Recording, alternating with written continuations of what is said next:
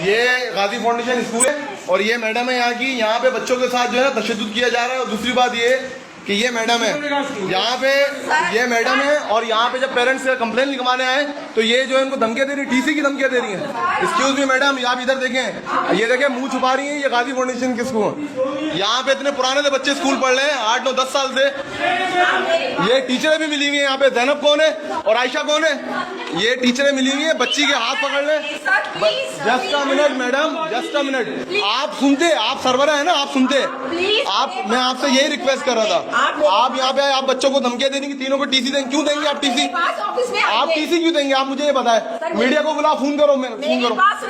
ये मैडम है, ये मैडम है और ये बच्चे 10-12 साल से यहाँ पे सारे पढ़ चुके हैं, ठीक है। और ये यहाँ पे लोगों को हिरासा करे जा रहे हैं कि आप हेड ऑफिस आ जाएं, आप इधर आ जाएं। मैडम आप देखें प्लीज, आप यहाँ की सर्वर हैं जी, आप बोलें। आप जी बोलें।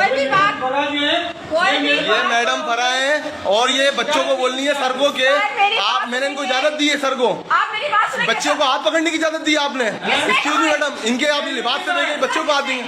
मैडम ये मैडम ने फरा ने कहा है, ठीक है।